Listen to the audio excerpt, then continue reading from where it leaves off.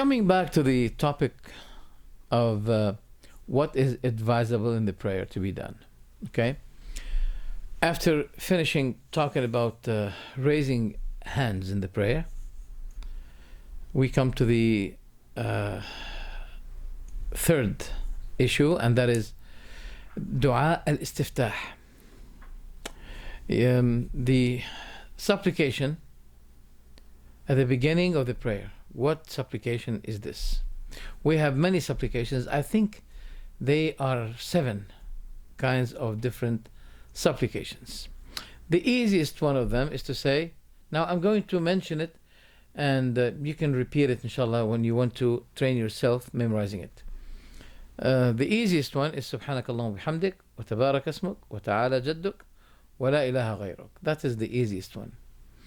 There's another one which says Allahumma ba'ad bayni wa bayna khatayaya kama ba'adta bayna al-mashriqi wal-maghrib Allahumma naqqini min al-dhunubi wal-khataya kama yunaqqa al-thawb al-abyadu min al-danas Allahumma ghsilni min khatayaya bil-ma'i wal-thalji wal-barad. This is authentic. There's another hadith, supplication. That means after you say Allahu Akbar, then and before reciting Al-Fatiha, you give these kinds of supplications. The other supplication is, I think it's the fourth one.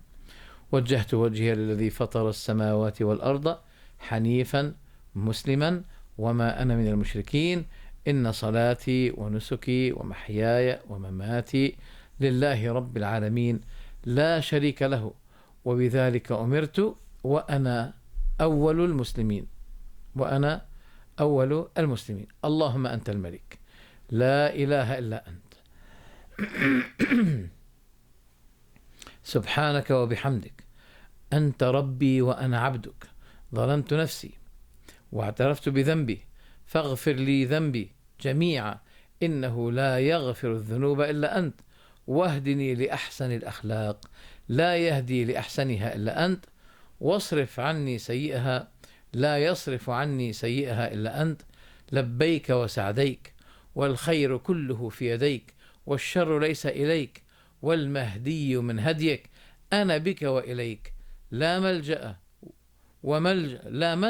وملجأ منك إلا إليك تباركت وتعاليت أستغفرك وأتوب إليك.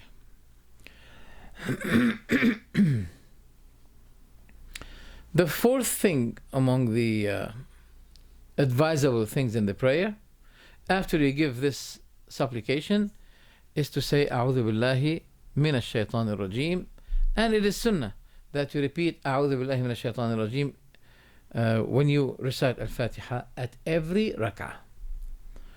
What is the evidence? Generally, Allah said فَإِذَا قَرَأْتَ الْقُرْآنَ فَاسْتَعِذْ بِاللَّهِ مِنَ الشَّيْطَانِ الرَّجِيمِ.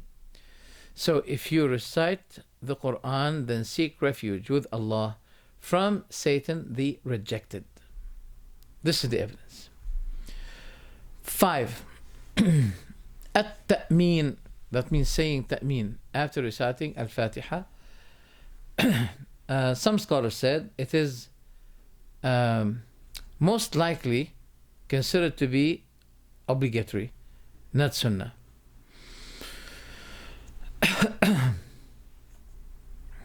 I think this is what I incline to, because the Prophet ﷺ said, if the Imam said غَيْرِ الْمَغْضُوبِ عَلَيْهِمْ, then you should say Ameen, because the angels say Ameen and the Imam says Ameen. So whose Ameen will be coinciding with the Ameen of the angels? He will be forgiven what had passed of his sins. Okay? Also reciting what he can from the verses of the Quran after Al-Fatiha, and that is at the first 2 rak'ah of his prayer. Narrated by Qatada that the Prophet ﷺ used to be reciting in Al-Dhuhr, okay, in the first 2 rak'ah bi al-Kitab, yani that means Al-Fatiha, and he used to be prolonging the recitation. Sometimes he lighten shorten them. That means recitation. He doesn't do in the second rak'ah. What is the reason behind this? It is obvious. I would say that the Prophet wanted to make sure that more people will be joining, not losing the beginning of the prayer. Unlike some imams nowadays, they shorten the first rak'ah and they prolong the second one, which is not wise. Okay? So it's obvious that the Prophet wanted the more people to be joining the first rak'ah in the prayer. That's why he used to be prolonging the first rak'ah and making the second one.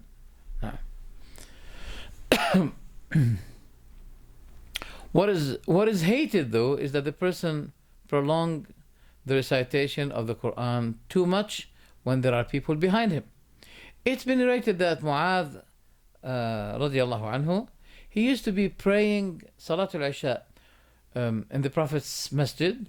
Then he goes to his own tribe at night. They keep waiting for Mu'adh. When he comes, he leads them in the prayer of Isha. As for him, he's performing voluntary prayer. As for them, they are praying behind him the prayer of Isha. Once, Mu'adh started to recite Al-Baqarah, which is the longest chapter in the Quran, the longest surah. One of the people, he took a corner standing and he performed Salatul Isha by himself. So when people looked at him, they said to him, did you become hypocrite? He said, no, but I'm going to go to Rasulullah and complain to him about what you did. And it's in another narration that Mu'adh himself said that this man is a hypocrite because he left the prayer and he performed a prayer by himself. So he went to the Prophet, he went to the Prophet ﷺ, he said, "O Rasulullah, Mu'adh made it long yesterday, and we people are people of camels. In the morning, we maintain those camels, clean them, take good care of them in order to take them for our farms and our transportation." So the Prophet was seen angry. He had not been seen angry before.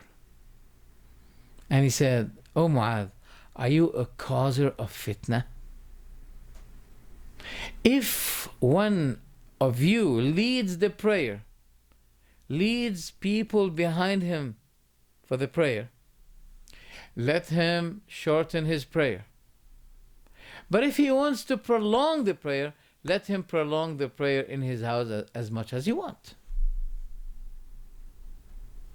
So the Prophet was expected to be on the side of Mu'adh against this man, but the Prophet was with this man against Mu'adh. Okay?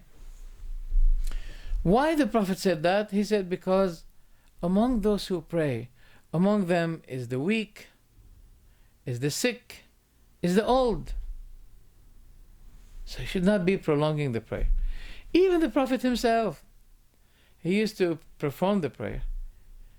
He says, "I established the prayer intending to prolong it, but I decide to shorten it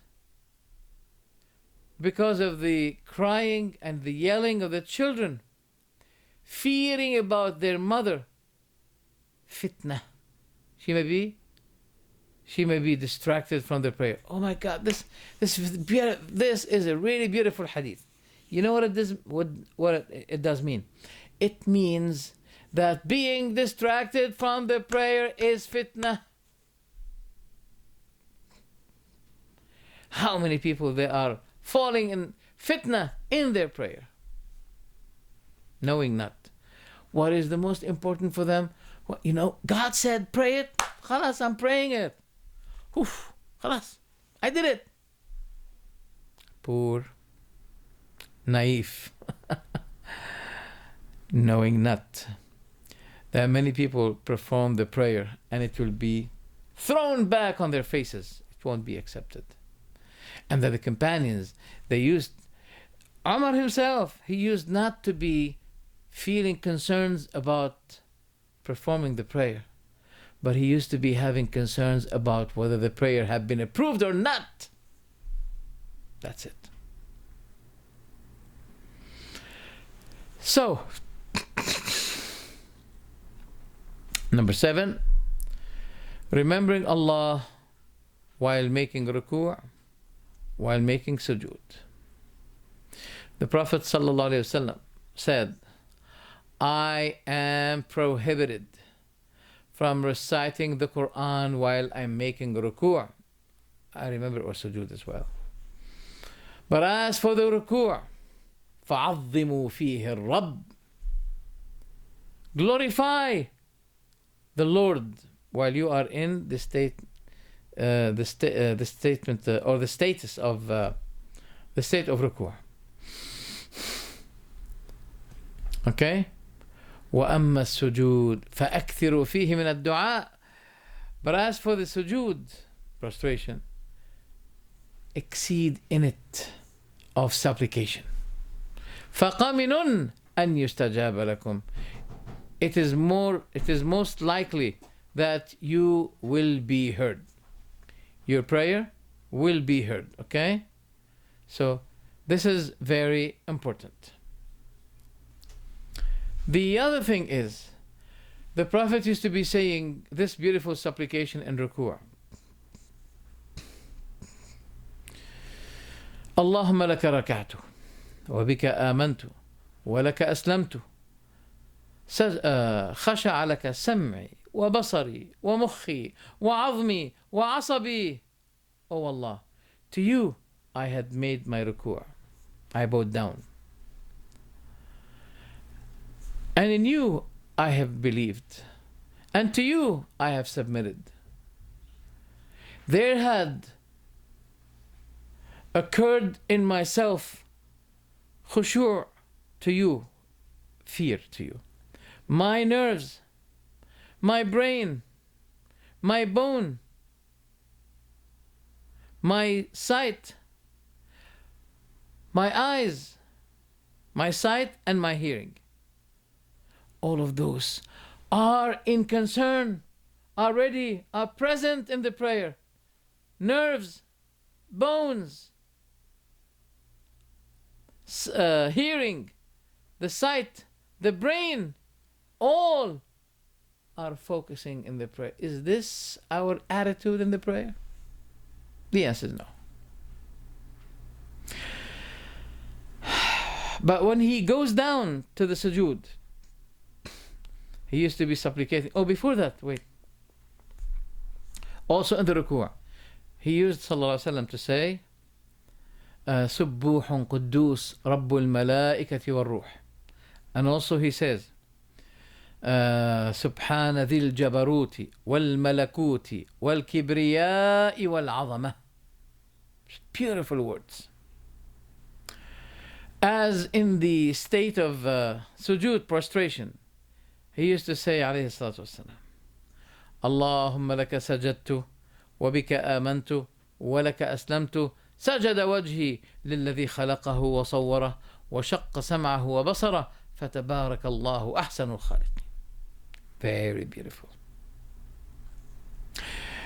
And also, if he used to stand up back from ruku', he used to say, سمع الله لمن حمده ربنا لك الحمد ملء السماوات والأرض وما بينهما وملء ما شئت من شيء بعد.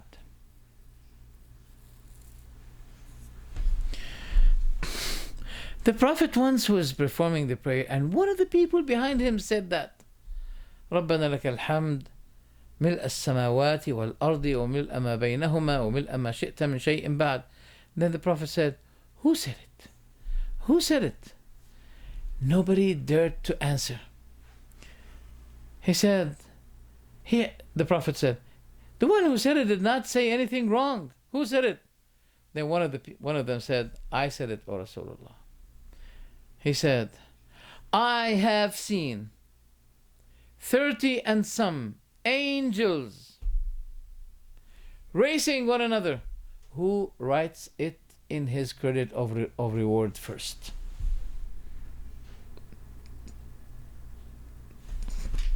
Okay? So these are the supplications that you say in your prayer.